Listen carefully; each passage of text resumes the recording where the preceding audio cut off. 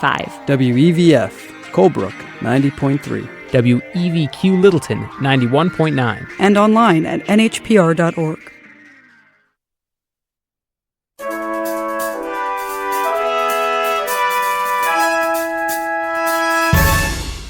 Welcome to NHPR's Candidate Forum for the 1st Congressional District. I'm Laura Knoy, host of The Exchange, along with NHPR reporter Lauren Choolijian. For the next hour, we'll question the Republican and Democratic nominees for Congress from New Hampshire's 1st District, Republican Eddie Edwards and Democrat Chris Pappas.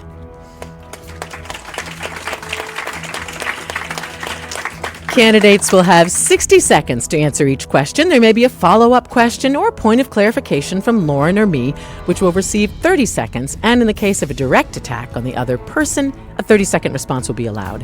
Now, we'd like to begin by giving each candidate a chance to make his case to voters. Think of it as the 30-second elevator speech, where the person in the elevator next to you says, "Why should I vote for you?" We'll go in alphabetical order here. So, Mr. Edwards, welcome. Thanks for being here. And go ahead, please. And good morning to the audience, and I look forward to our conversation today. One of the things I've been telling voters since April 2017 when I announced my candidacy, I grew up in a challenging environment as a young person. I entered the United States Navy, completed my active duty service, and entered law enforcement, an occupation that I was very proud of. After completing my military service, my law enforcement service, I started a business. And I believe very deeply in our country, and I believe it very deeply in the values of our nation, that we can form a more perfect union because, as I often say, that many of us were not born on first base, second base, or third base, but we all get a chance at bat. So someone like me who could come from the dugout, get a swing at bat, and do the very best you can in this nation, and you can have a wonderful life, raise a family, have 2 children. Here this morning with my lovely wife. We have 2 furry kids at home, my standard poodle and my English bulldog. So this country has been wonderful to me. Okay. It's been wonderful to so many others, and God bless our country. Well, 30-second opening statement for you too, Mr. Pappas, please. Thank you, Mr. Edwards. Well, good morning, Laura. And Lauren, great to be with you. And Mr. Edwards, good to be with you as well. Today, I'm excited to be in this race. And I feel that this is the most important midterm election of my lifetime because we need checks and balances in Washington, D.C. We need someone representing us in Congress who's going to be willing to stand up to this president when he's wrong, and who's going to be able to work across the aisle to get things done for the people of New Hampshire when it's in the best interest of this district. That's the record that I've had as an executive counselor for the past 6 years, working across the aisle to put people before politics. And we need to work hard to restore decency and integrity in Washington, D.C., and I want to be a voice for the Main Street businesses and middle-class families of New Hampshire. This is a great state to call home, and I think if we raise our voices this fall, we're going to be able to focus on the issues that are going to move this state forward. Thank you, Mr. Pappas. And let's get into our questions now, gentlemen, and we have a lot of them. The order of questioning was decided by an earlier coin toss. So, Mr. Pappas, you won that coin toss. We'll go first with you. I want to start with the economy, please. The unemployment rate, as I'm sure you know, is now at its lowest level since 1969, 3.7%. nationally, and even lower here in New Hampshire, with Republicans in control of the executive and legislative branches in Washington and in Concord. What can Democrats tell voters about their ability to do an even better job in the economy? Well, we have seen good economic news, and we're experiencing the longest expansion in the post-World War II era. We've had a low unemployment rate in New Hampshire for a number of years, and that presents opportunities and challenges. And I think we have to make sure we have an economy that works for everyone, and that means investing in the middle class and opening the doors of opportunity.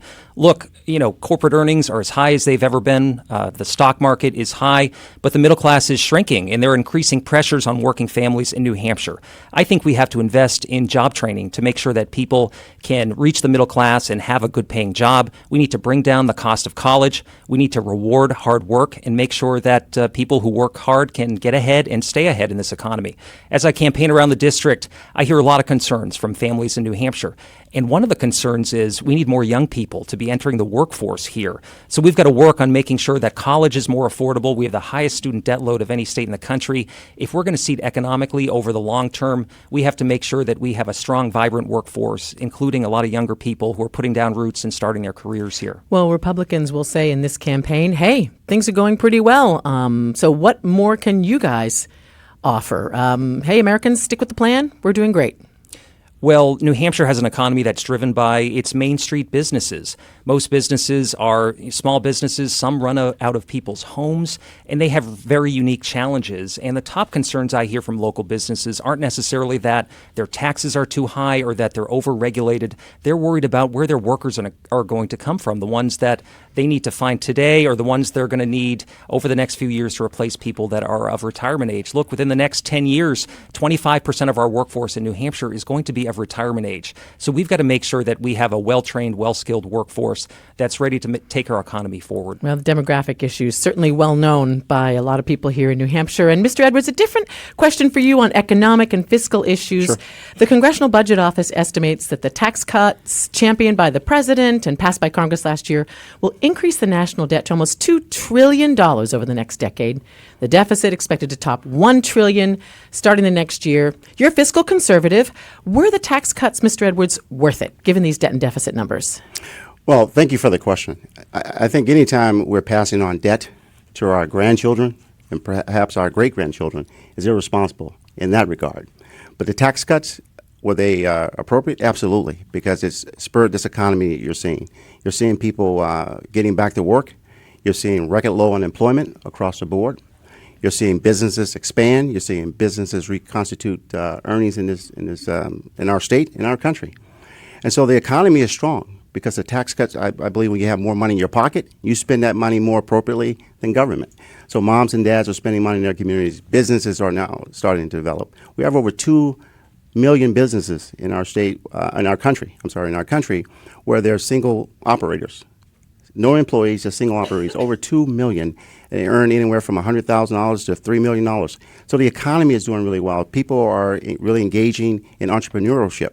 But we have to get our spending under control.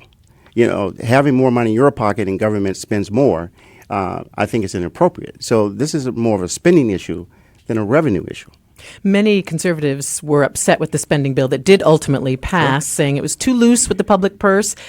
Still, it was a compromise. It did help have the government stay open. Which way would you have voted on this spending bill? Well, I certainly will have challenged the spending bill in a different way. I would have pushed back pretty hard on making sure that we had more cuts in the proposal, because I think you have to reduce the spending in this country. If you don't reduce the spending, we can't sustain the growth that we're having. I mean, we're becoming more and more dependent on government, and so we have to be responsible. You know, our founders talked about this often when they set our government up, and they wanted to make sure that we didn't abuse our young people moving forward. And the irresponsible nature that we've seen over the years from administration to administration has really caused an unfair burden to young people. Passing on the debt to the next generation. Absolutely. Thank you both. And Lauren Choolijian, next question's from you. Mr. Edwards, to you first. You've talked a lot about the importance of character in this election. And recently in Mississippi, President Trump, whom you support, mocked Christine Blasey Ford, and his attacks drew laughs from the crowd. Do you think that President Trump is an example of someone who displays strong character traits? I think, again, I appreciate the question. And this is what I've said about character, and I will continue to say this. We look for ways to divide our country. So we point to the president's language sometimes. We say, is this the person? Well, Congress is made up of 535 people. That's how our founders set it up. And I've seen some of the similar language used by other members of Congress, and we don't call their question to account. But we pass these type of behaviors on to our young people, and we say, well, we don't want young people engaged in this type of behavior. But they see it from all sorts of adults. And to keep trying to vilify one person in this nation as the president is supposed to set the example. I think we all have a responsibility. Every single one of us has a responsibility to make our nation a more perfect union. And to constantly go back and forth to try to demonize the president, I think is wrong. I think it's misguided because I've seen similar behavior across the board. Not that I condone any behavior, any type of bullying, but you see it constantly.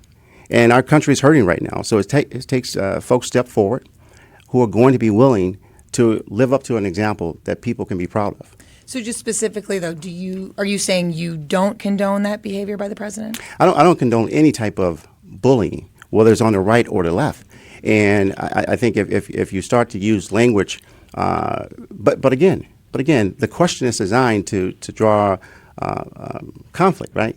And because we're not asking other folks who are in Washington not to exhibit similar type of behavior. We're not asking people, even in our own state, when you see this type of bullying. You know, as someone who worked in law enforcement, as someone who has seen these type of things, when you start to take passion and emotion and encourage people to engage one another, you create conflict in our country. And it's really a powder keg situation. And so, Mr. Pappas, now to you. On election night, you told your supporters that voters need to say, quote, loudly and clearly this fall that we don't live in Donald Trump's America. This country still belongs to all of us. But as you know, this is a district that Trump won in 2016. So if elected, how do you plan to work with and represent constituents who strongly believe in Donald Trump's vision for the country? We need to be respecting the voices of individuals who are strongly coming forward and telling their stories. The victims that have told their stories over the last couple weeks have provided a really powerful reminder of how we need to treat these individuals, how we need to trust them and believe them. And the President of the United States mocking an individual like this who told her story is just shameful.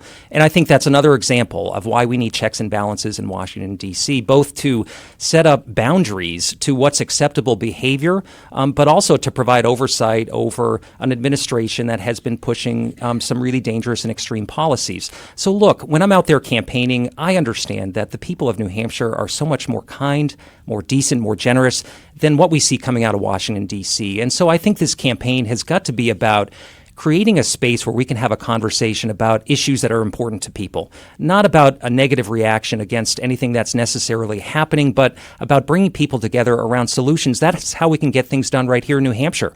And I think we need to apply that level of New Hampshire know-how to the situation in Washington, which, led by President Trump, is just a race to the bottom. Well, thanks to both of you. And let's turn to Social Security, because we received questions from several listeners on this issue, including this one from Kathleen, who asked, where do you stand on security for New Hampshire residents living on Social Security? Kathleen says, with threats of benefit cuts, age ranges for getting benefits, and other threats to seniors on Social Security. And how would you both answer that question? I'll turn to you, Mr. Pappas, first. And if you could include some of the specifics that Kathleen raises. Sure. Social Security is a foundational program that has kept seniors out of poverty. We have to make sure that it's there for today's retirees as well as tomorrow's. As fewer and fewer people retire with pensions from their employer, it's really important that Social Security is there. So we've got to strengthen it. Look, the trust fund is solvent through 2034. There are steps we can take to make sure that it stays solvent well beyond that. But I don't think we should be gambling Social Security on the stock market or looking to finance big tax cuts to billionaires and big corporations, as my opponent wants to do, and then go after Social Security. So I think we've got to make sure that we protect it and do it in a way that prevents it from being privatized. I don't support means testing Social Security benefits or raising the retirement age. I think we can look at the tax on the cap on taxable earnings as a way to make it solvent for further into the future than it is today. So for specifics, not in favor of raising the retirement age, possibly in favor of increasing the payroll tax cap, which currently applies to earnings just up to $118,000. Beyond that, earnings are not taxed by Social Security. That's an idea that you're interested in. I think it doesn't make a lot of sense that someone earning $10 million or $1 billion a year pays the same tax as a middle-class person. Well, and Mr. Edwards, how about you? How would you answer Kathleen's question? Where do you stand on security for New Hampshire residents living on Social Security? Sure. I think when government makes promises, it has to fulfill those promises. Seniors should not be threatened or concerned about their senior years when they're there to enjoy their life. And I think we have a responsibility to make sure that we stabilize Social Security. But moving forward, we have to look at the way to start weaning people off Social Security as well in the future.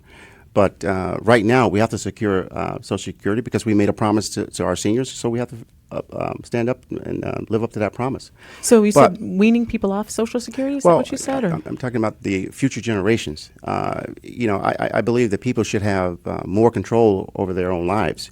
But right now, the Social Security program, as we understand it, we have to secure that program so to make sure the seniors are taken care of as we promised. I don't agree with punishing people for success. I mean, that's what this country's done before. We started, the harder you work, it seems like the more you get punished in this country. I think we have to get away with that notion. We culturally condition ourselves to believe that somehow if you're successful, you must be punished at a higher rate so that it makes some people feel better, I suppose, that we're beating up on those who are actually working. But if we start to look at this economy, we start to look how things are turning around in our country, I think we're going to secure Social Security for those folks who have earned it, and we promised that too.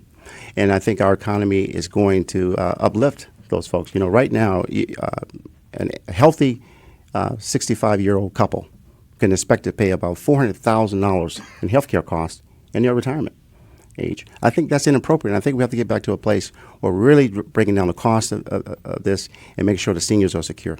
Well, we've got questions later in our forum about healthcare, so I'm glad you raised that. And we'll move on for now, though. Thanks to both of you. It's a big issue. Lauren Choolijian, back to you, please. So now to gun violence. Just last week, we marked the sad one-year anniversary of the deadly shooting in Las Vegas, and there have been many other shootings since then, as you both know.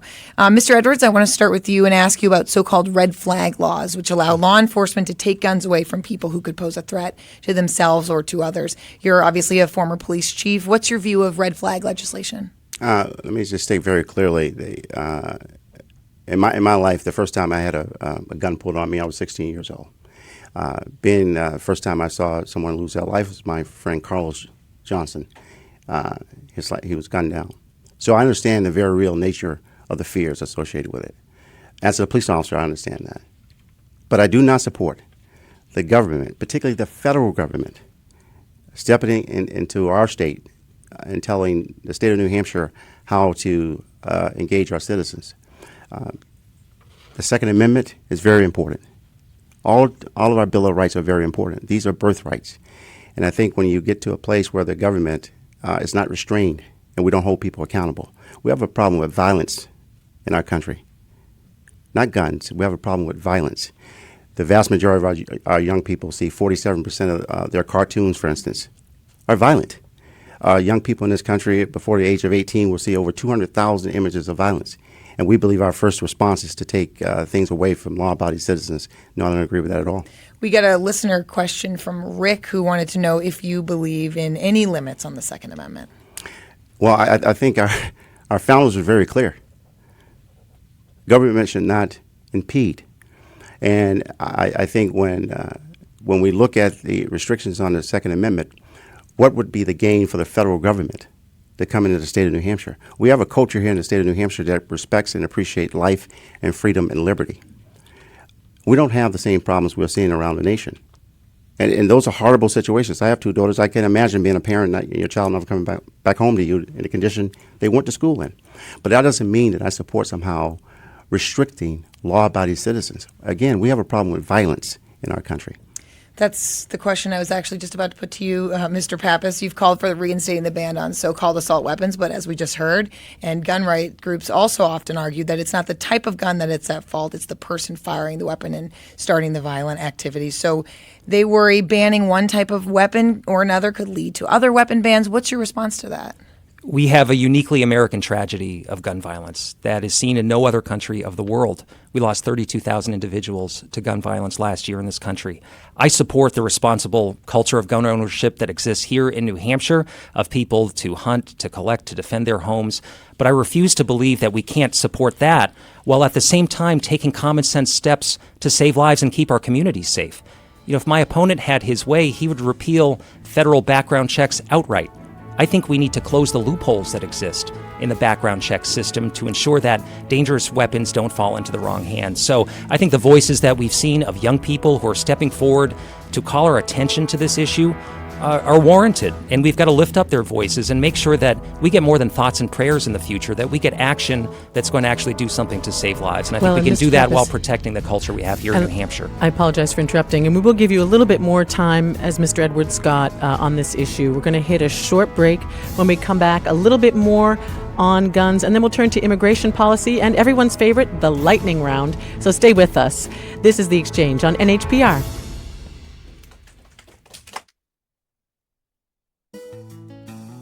Good morning and welcome to The Exchange on New Hampshire Public Radio. You know, NHPR.org is a place for breaking news throughout the day, from elections to education to energy. NHPR's newsroom has you covered, updating stories all day long as they develop. There's always something more at NHPR.org. Support for NHPR comes from you, our listeners, and from New Hampshire School Administrators Association, co-sponsors of the Krista McAuliffe Technology Conference in Manchester, November 27th to 29th. NHCMTC.org. By the law firm of Rath, Young & Pignatelli, serving the business and nonprofit community. National impact, uniquely New Hampshire. on the web at rathlaw.com. And by Gibson's Bookstore in Concord, a downtown meeting place for books, greeting cards, games, toys, and coffee. Calendar of author book signings and events at gibsonsbookstore.com. This is New Hampshire Public Radio. Welcome back to our candidate forum on New Hampshire's 1st Congressional District. I'm Laura Knoy, along with Lauren Choolijian. This hour, we're talking with the Republican and Democratic nominees, Republican Eddie Edwards and Democrat Chris Pappas. And gentlemen, let's get right back into it. Just before the break, Lauren, you were finishing up with Chris Pappas a question about gun policy. Go ahead. And you were talking about the importance of gun control as you see it. And I just wanted to ask you, I mean, if you're elected, why will you be more successful than Democrats or other representatives in Congress have been on this issue in the past? Look, 95% of people in New Hampshire, according to one poll, support universal background checks. So the popular opinion is clearly there. There just isn't the political courage in Congress to get the job done because members of Congress do a nice job representing the industry, but not regular people, gun owners and non-gun owners alike. So I think we can change the debate around this if we have people at the table that are willing to take up that discussion. But I think we can do it in a way that protects the culture of responsible gun ownership that exists here in New Hampshire. Next question is for you, Eddie Edwards. You are both, actually, this is for both of you. You're both well aware by now that no matter who wins this race, it will be historic. People are talking a lot about this. The winner will be either New Hampshire's first openly gay congressman, Chris Pappas, or New Hampshire's first black congressman, Eddie Edwards. So starting with you, Eddie, how meaningful would it be to you to personally to have that title attached to your name? Well, as I said earlier, it would mean nothing. It really would not. Because having New Hampshire having its first black congressman or its first openly gay congressman does not put $1 or secure one family or one individual in our state.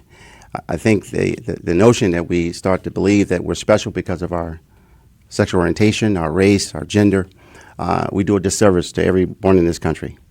You're not special. I'm not special because I'm black. Chris is not special because he's gay. You're not special because you're a woman. We're special because of what we give back to our communities, our nation, and our families. That's what defines us. That's what makes us special. The fact that we go down this road of identity politics and we constantly try to divide us up into categories and believing that we have to protect one group of Americans over another while demonizing one group over another or promoting one group over another, I think it's time we get back to respecting all Americans. I want to stick, though, with race for just a second, if Sure. we can, because in 2013, you had settled that discrimination lawsuit with the state of New Hampshire for $160,000. And you had told WMUR during the primary that while you were the law enforcement chief at the Liquor Commission, you were subjected to years of pervasive racist insults. So Sure. do you see racism as a problem in New Hampshire, or do you see those as isolated incidents? I see racism as a problem amongst certain individuals, whether it's New Hampshire or across our country. One of the things I found very interesting as someone who grew up in the South and coming to the Northeast, I have to, and I'm just being honest, most of the people who consider themselves progressives have been much more discriminatory towards me than any conservative I've ever met. The moment that you kind of step out of line and you've forgotten your place, mostly by people who consider themselves progressives. That's when the name calling starts. That's when people say things to you like, well, I thought you were smarter than that. You're an Uncle Tom, you're a sellout. I've never had a conservative person call me an Uncle Tom or a sellout. But I've had plenty of people who consider themselves progressives and liberals call me that.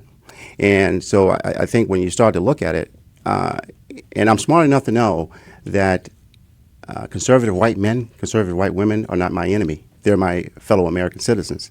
No more so than I believe that liberals or my allies. Mr. Pappas, I wanted to turn to you now and ask how meaningful it would be to you to have this title attached to your name, but, feel free to respond to anything we're talking about.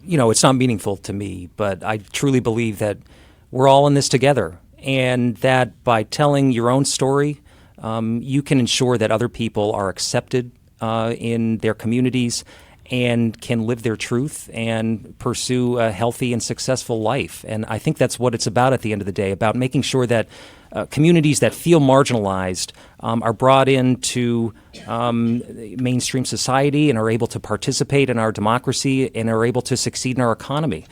And I think there are still individuals in our state who are feeling marginalized. So if there's a member of the LGBT community out there who's questioning their place in our state, maybe this sends a really strong positive message to them. In the same way that electing women over the last several years in New Hampshire, I think, has sent a very strong message to young girls about their ability to make a difference in their community. At the end of the day, I'm excited to be a part of a newer generation stepping forward to run for Congress this year, people all across the country who are non-traditional candidates who are running for an office like this. I think it's important that everyone has a seat at the table. And at the end of the day, we're going to see better policy that's rooted in the communities of New Hampshire as a result. Have you ever faced any discrimination or any challenges while seeking public office? Well, not while I've been seeking public office, but sure, you grow up with it and, you feel like an outsider. You feel like you don't belong. And I think we have to send a signal to each and every person, regardless of who they are or who they love, that they're welcome here in New Hampshire.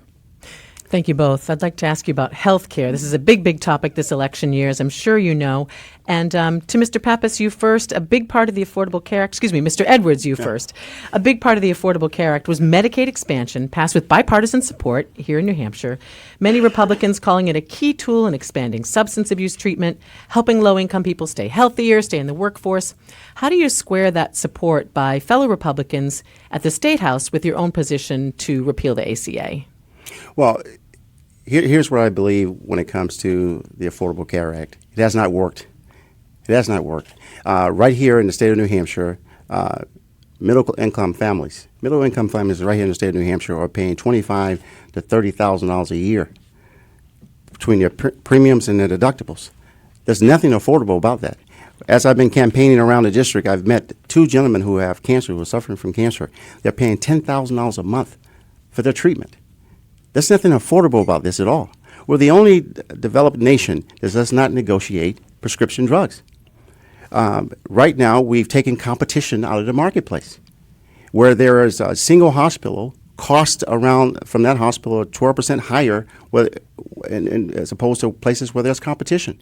So we've increased the number of people into the system, decreased the number of doctors, decreased the number of outlets. Folks are struggling to find out the price that they're going to pay for procedures. In some jurisdictions, you're paying 600% more for procedures than you're paying for in other jurisdictions. So there's a lot of things that we could do to encourage a free market healthcare solution. That doesn't mean that we're not supportive of making sure that people have affordable healthcare. Specifically to the Affordable Care Act, again, passed with bipartisan support, Medicaid expansion here in New Hampshire. 80,000 people in New Hampshire now have coverage thanks to the Affordable Care Act, about half on Medicaid expansion, about half on the exchanges. If the ACA is repealed, what happens to those folks? Well, they will have affordable health care. They will have the notion that we cannot address health care without government dependency. I don't buy that. As someone who's grown up and has been personally impacted by government solutions, government programs, I can tell you it created more problems in the communities I grew up in. I haven't had the luxury or the privilege in life of deciding what things are important, what things aren't important. When I see government step in and started to create an environment where it robs people of their own decision making, I'm concerned about that. I'm concerned when the government tells you how to buy health care, where to buy health care, and when to use it. So to you, Mr. Pappas, because you favor more government involved in health care, unlike Mr. Edwards, you've called for what you call universal health care. How does that work? How much does it cost? Well, I think fundamentally in this country, everyone should have health care. It shouldn't be a privilege that only the wealthy few have access to. Look, I think you see a very stark difference between the two of us on this issue. I'm someone who provided the pivotal vote to implement Medicaid expansion in New Hampshire. Mr. Edwards has said he would have voted against that bipartisan compromise, which covers 53,000 people in the state and is the best tool we have to fight the opioid crisis. I think that we have to stop the partisan sabotage effort on the Affordable Care Act that is trying to undermine it each and every day. This administration is in court trying to take away protections from individuals with pre-existing conditions. They've increased premiums on the exchanges by pulling away the cost-sharing reductions that are there. I think there should be a bipartisan space to be able to come together and focus on bringing down costs. That should be job number one. But I think it's important that we don't strip away the protections that are fundamental as part of the Affordable Affordable Care Act, as my opponent would like to do. I don't think that we should be allowing insurance companies to discriminate against people who are older or people who have pre-existing conditions. That's just not right. So, but the Affordable Care Act, as I'm sure you know, didn't provide universal health care. There's still people who don't get it because it's too expensive or they don't feel like it. So what's your plan for universal health care, Mr. Pappas? And how is that different from what many Democrats are calling for this year, which is Bernie Sanders' Medicare for All? Sure.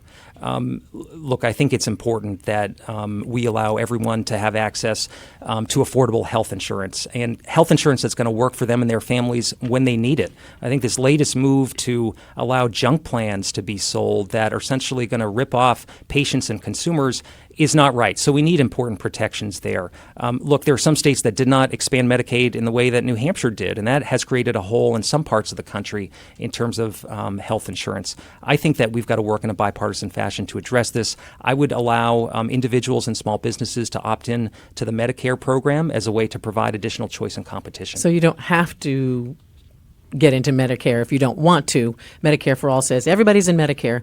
Your plan would say you can opt in if you want. There are a number of folks that are near retirement age, and there are businesses that can't necessarily find affordable coverage.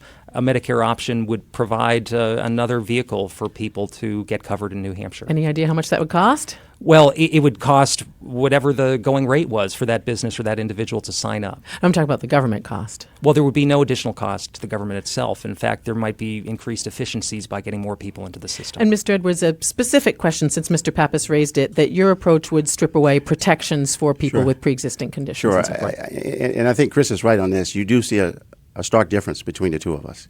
As someone who has suffered the so-called merciful Democrat policies in my life, I'm not interested in stripping away individuals' benefits, particularly folks who have pre-existing conditions. What I'm interested in is a free market solution. So because you've asked the question twice, Mr. Pappas, and he can't give you a direct answer on how much it's going to cost.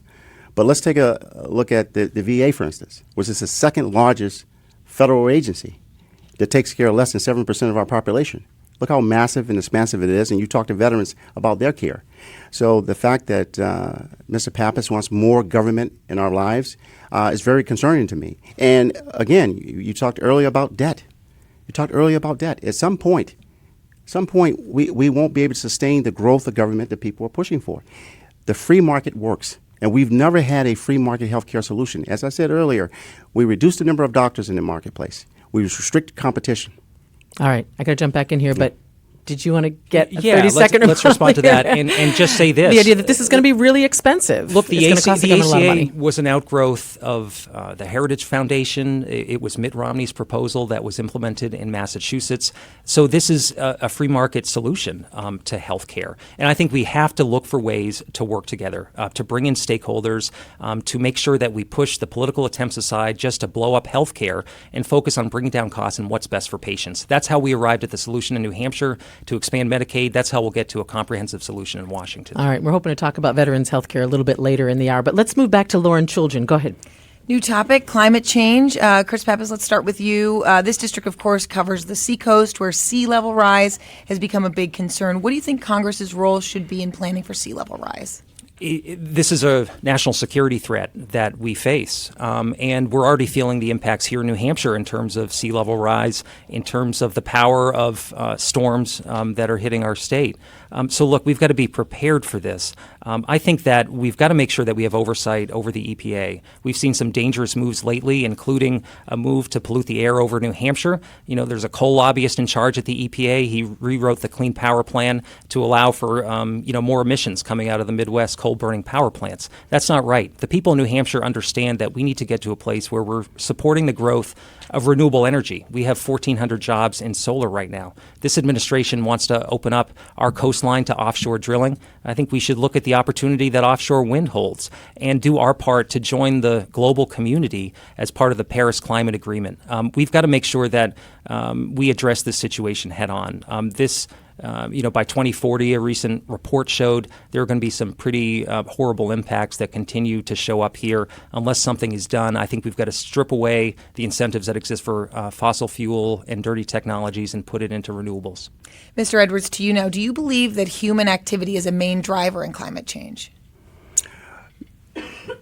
No, I believe there are a lot of causes for climate change, but I don't believe that America should carry this burden alone. Oftentimes we see that folks around the world are engaging in behaviors that put America at a disadvantage.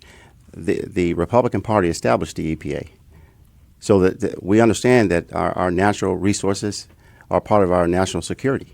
It's very important. But when people are extreme in their view of how to address this, that's what people are most concerned about.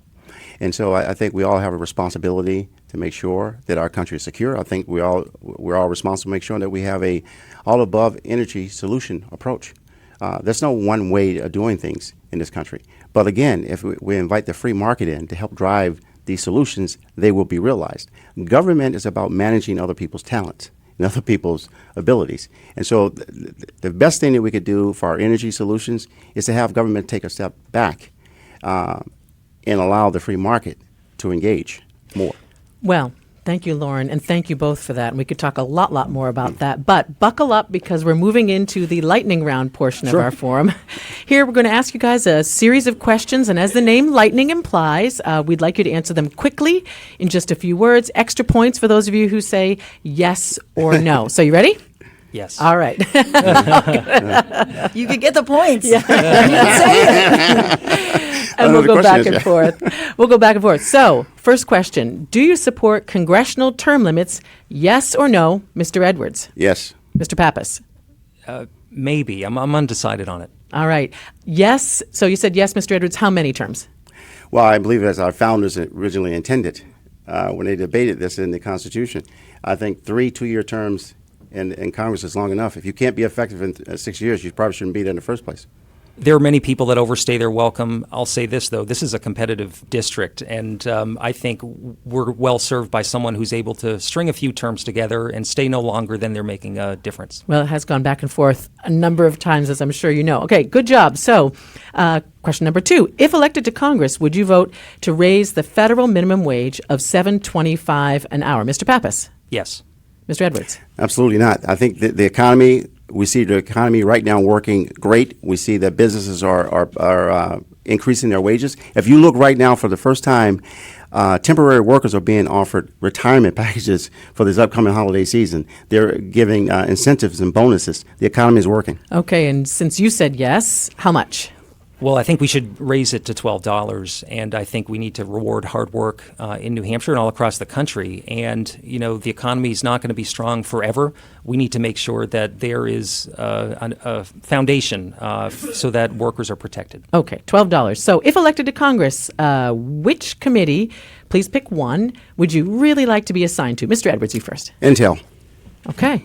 Transportation and infrastructure. Okay. If elected to Congress, would you vote for or against the federal legalization of marijuana? Mr. Edwards? No, this is a 10th Amendment issue. I would vote to reschedule the drug classification, but this is really a 10th Amendment issue. Mr. Pappas? I would vote to take it off the federal schedule so that states could chart their own path on this. Okay. What's your favorite way to get up Mount Washington? Hike, drive, or cog? Mr. Pappas? The last time I did it, I drove. Well, the last time I was there, I was on a motorcycle, so I say ride a motorcycle. Okay. What's the last movie you saw? Mr. Edwards? Oh, Jesus. Let's see. I would say, let me give you my favorite movie, because I watch a lot of movies. All right. 300. 300? Yes, it's a romance story. Okay. Mr. Pappas? I'm drawing a blank on the last movie I saw, but my favorite one's The Sound of Music, for what it's worth. All right. And I hear the sound of music coming up, which means we're going to a break. Thank you for the segue. And thank you for doing a good job with the lightning round. So coming up, we're going to talk about veterans issues, as you mentioned, Mr. Edwards, and we're going to hear the candidates question each other. So stay with us for a lot more from the Democratic and Republican nominees for New Hampshire's 1st Congressional District. This is The Exchange on NHPR.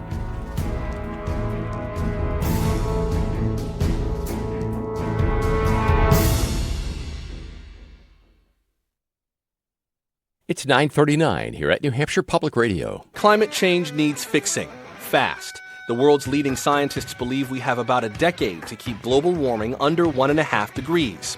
They say we already have the know-how to head off extreme heat, devastating floods, and poverty for millions. But what can we do about that?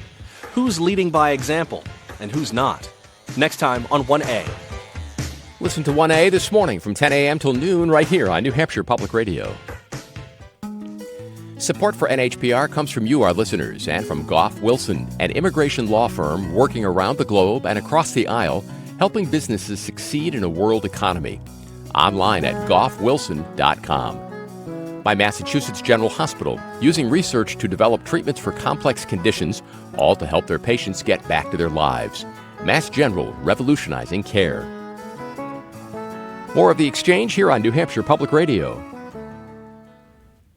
Welcome back to our forum with the Republican and Democratic candidates for New Hampshire's 1st Congressional District, Republican Eddie Edwards and Democrat Chris Pappas. I'm Laura Knoy, along with NHPR's Lauren Choolijian. And Lauren, next question from you, please. Mr. Edwards, to you first. Imagine you're out canvassing in the district and you knock on the door of some voters who say, actually, I'm an independent, sometimes lean Democratic. How would you approach these voters? What issues would you bring up? What would you pitch to them about why they should give you a shot? Sure, that's happened to me a number of times, knocking on doors. And one of the things I talk to people about is the unity of our country. Right now, we spent, and we continue to see this division in our country. And so I believe the best way to bring people together is to talk about what we have in common, in our common spaces. And that's being Americans. That's understanding the principles of our nation. And I think most independent voters want people who are going to be able to bring our country together. And I can tell you, as someone who served in the United States military and law enforcement, I've had to work with people I disagree with, had to work with people I like, had to work with people I disliked. But at the end of the day, it's about finding a common purpose to make sure that we're all moving in the same direction. And I think that's missing in our country now. And I think most independent voters care about that. They care about people who are going to bring a sense of integrity to their politics, who are going to be able, not that they're going to agree with you. I've had plenty of people say, I don't agree with you, but what they appreciate is the level of integrity that will be brought. Mr. Pappas, now to you, but the opposite question. You're knocking on the doors, an independent voter answers, but they're like, I lean conservative. What do you got for me? Yeah. Well, I think we have these conversations all the time in New Hampshire. Most voters are independents, and especially younger voters who are registering for the first time don't have an affiliation with either party. I think people like to choose between individuals and not just select a political party. So for me, I talk about my work at the State House. I talk about working with governors of both parties to get things done. I talk about being part of a team in New Hampshire where you focus on putting people before politics, and I have a record and reputation of doing that. I'm proud that our campaign's been endorsed by a number of top Republicans and independents. We're really excited about the broad-based coalition that we're building. And look, I'm a local business owner. I run a restaurant business that's been in my family for 101 years. And through that experience, you learn about the pressures of running a Main Street business like that. And I think it allows you to be able to relate to a lot of voters out there and understand what they're experiencing in their own lives. At the end of the day, we've got to listen.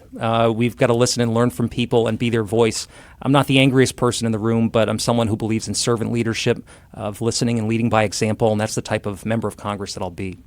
Thank you both. And I'd like to ask you a question about veterans. Mr. Pappas, to you first, but it's basically the same question for both of you. One long-standing issue has been whether New Hampshire veterans should have a full-scale hospital. New Hampshire is one of only 2 states, Alaska's the other, without one. So what do you think? I believe we should, and I think we deserve it. Our delegation has long fought for that funding, and I'll continue that fight. But look, even if we're able to secure that funding tomorrow, veterans are going to go years without receiving the care that they need right here in New Hampshire. And so I think that's why it's important to make the CHOICE program permanent, to bring more providers into the network, to make sure that veterans can access care within their own communities.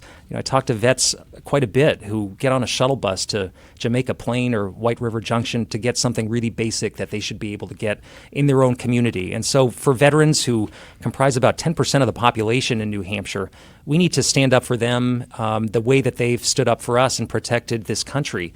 And I think that means ensuring that we bring more services to the Manchester VA and that we fight for those investments that are critical. So yes to a full-scale hospital here in New Hampshire for veterans. Yes, and whatever services we can get in the absence of that. Real quickly, if I could follow up, there was a pretty big report that came out recently from the medical inspector, from the Office of the VA's medical inspector, clearing the VA of wrongdoing related to the care of veterans at the Manchester VA. And as you know, this has been a big story, whistleblowers saying, substandard care there, neglect. Now these same whistleblowers say this report is a whitewash. What do you think, Mr. Pappas? Does there need to be more investigated here? Or are you satisfied with what the Office of Medical Inspector said? Well, the findings are concerning, and I think they present a path forward, but we always have to talk to the veterans themselves, the people that are accessing care, to understand what their experiences look like. Because at the end of the day, it's about customer service. It's about making sure that they get access to what they need. So I think I would take that in balance with what I hear from veterans all across New Hampshire, which is that we've got more work to do. Okay, and same question for you, Mr. Edwards, please. And as a veteran, you have a special interest here. Sure. Again, should New Hampshire have a full-scale veterans hospital, or should it continue with the same system that we have right now? Well, thank you for the question. And, last night I held a Veterans Town Hall Forum where nearly over 100 veterans were there and their significant others. And I can tell you that veterans in this country are sick of being told, thank you for your service, when it becomes just lip service. We've had elected officials at the state level, governor's council, at the federal level, and very little is being done, really, to support our veterans. New Hampshire has over 130,000 veterans in this state. And we do have one of the highest levels of veterans in the country per capita. And I think having veterans travel to different states to receive the health care they need is embarrassing. And it's disappointing that it hasn't taken place already. If you're a veteran, you should be able to walk into any hospital anywhere in the country and get the services that you fought for others. And we say that all the time, but nothing is ever done. Why? Because only less than 1% of our less than 1% of our population actually serves in the military. So that's not a direct contact with veterans in our state. But it's an easy talking point. So absolutely, veterans, we should have a full-service hospital here. But more importantly, veterans should get the care they need in their local communities because we don't have an infrastructure necessary. So given your interest in the private market and its ability to solve problems, should we privatize veteran services completely and chuck this idea of a big federal system? Well, I think you have a number of veterans who like the VA because there's a fellowship there. There's a connection there. And there are still few veterans where they can go in and have a conversation and talk to one another. I went to the Veterans Town Hall when they held it at the VA when we were having problems at the VA. And I can tell you there's a fellowship there. There's a camaraderie there. But we have to be mindful of just how large the VA is. And so to spread those services in a more government-controlled way, I think is misguided as well. I think we can have a healthy balance to make sure veterans are getting the fellowship they need and the services they need without expanding the role of the VA. Well, at this point in our forum, we'd like to give you each the opportunity to ask each other a question. We'd ask that you keep your questions relatively short so you don't need to pontificate too much. And each candidate will get a minute to respond. So, Mr. Edwards, you first, please. Your question for Mr. Pappas. All right, great. Morning, Chris. Morning. So you call yourself a progressive. You call yourself part of the resistance movement. You're hoping to go to Washington and to put a check on the president, to impeach the president, to resist the president. And I think those things are concerning to a number of voters who actually voted for the president in this district.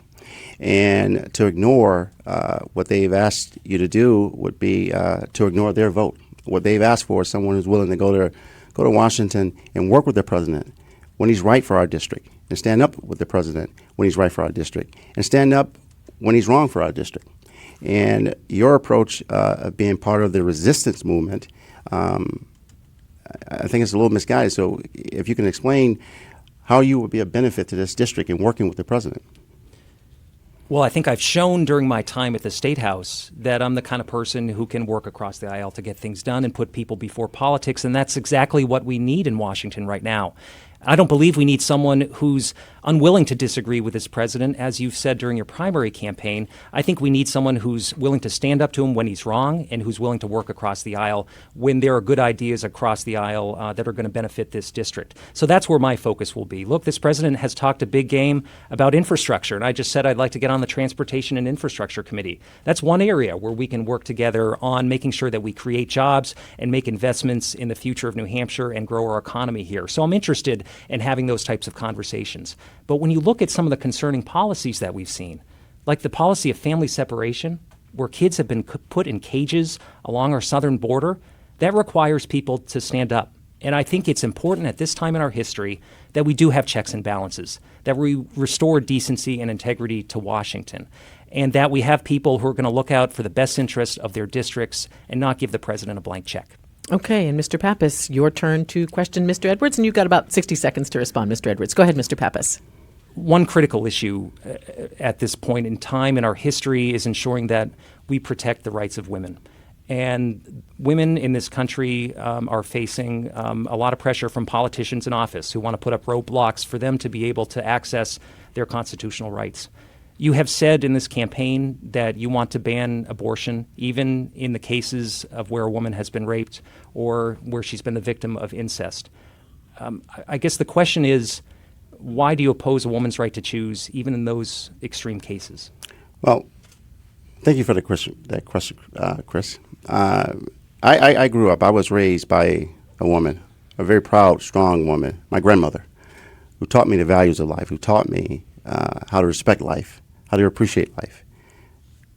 I've welcomed 2 women into the world, my children, moments after they've been born, holding them in my hand. I fully appreciate and respect life. But your question goes to a divisive nature. You nor I have any vote on this issue in Washington. This is not something that congressmen faced. But you're using this question as a way to further divide our country. And I, with all due respect, I think it comes a lot from the left, where we constantly look for ways to divide our nation. At the end of the day, I think all folks, whether they're pro-life candidates like me, pro-choice candidates like you, who believe in late-term abortion, who believe that we should take public funds to pay for abortions, I think these things divide our nation. I think what we should be focused on is having less abortions, less unwanted pregnancies. As someone who's had the responsibility of raising young women and seeing them struggle in their life, I'm very much protective of women's rights, very much protective of women's rights. But I do think this divisive nature that people keep pushing on doesn't bring us together. Okay, and I'm going to cut it off there just in the interest of time, and I do apologize. But Lauren Choolijian, another question to you, please. On the opioid crisis, Mr. Edwards, to you first. You've called for greater accountability from pharmaceutical companies and physicians. What do you mean by that? For example, there have been several communities in this district that have sued drug companies such as Purdue Pharma over the opioid crisis. Is that what you're talking about, or are you looking for new regulations of some kind? No. I'm looking for pharmaceutical companies to be held accountable in terms of paying for the cost. Right now, you and I, taxpayers, are paying for the cost of prevention and treatment. And that's a cost that's long-lasting. When most folks who are become addicted to opiates, that's a lifelong battle for them. And taxpayers have to foot that bill.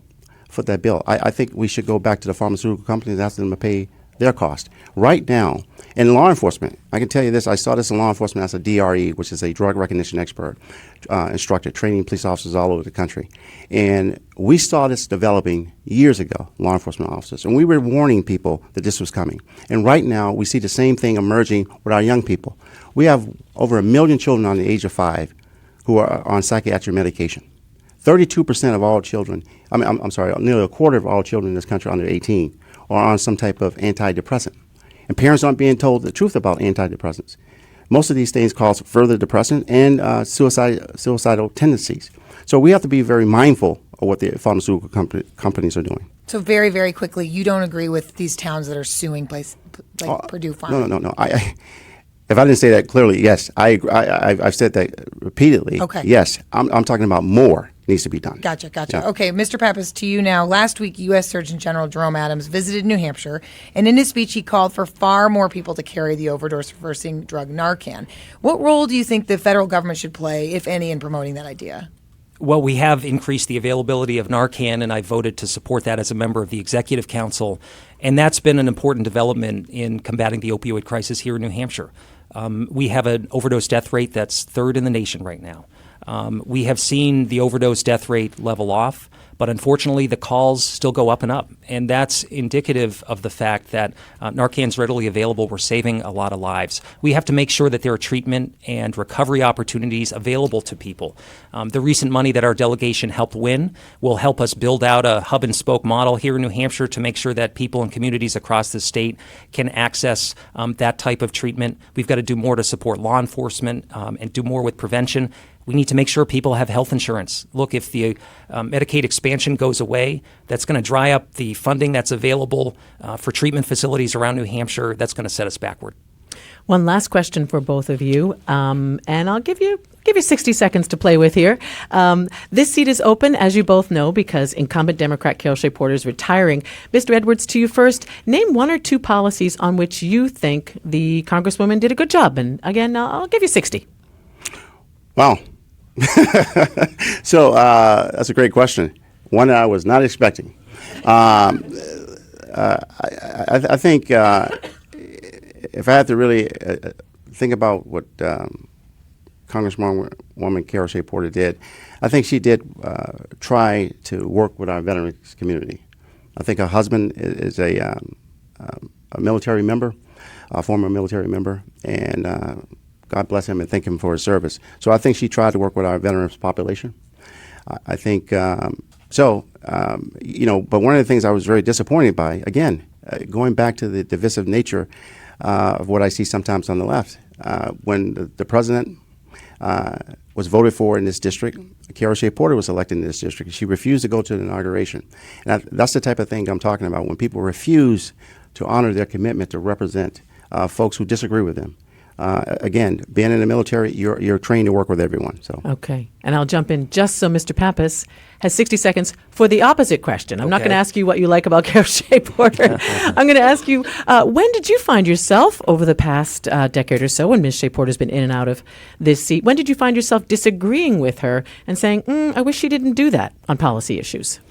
Well, she's an authentic voice, and she's the same person today as she winds up her time in Washington as when she first went down there.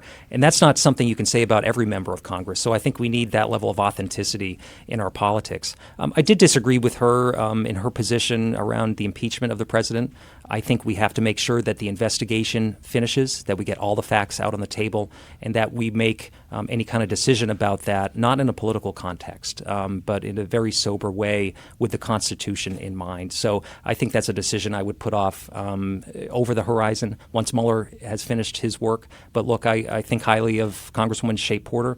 She's served this district well. She's spoken up for those who don't typically have a voice in Washington, D.C., and wish her all the best in her retirement. All right. Well, this concludes our forum. Hard to believe it went fast with the first Congressional District Republican Democratic candidates. And I want to really thank my colleagues here at NHPR for their enormous help with this event.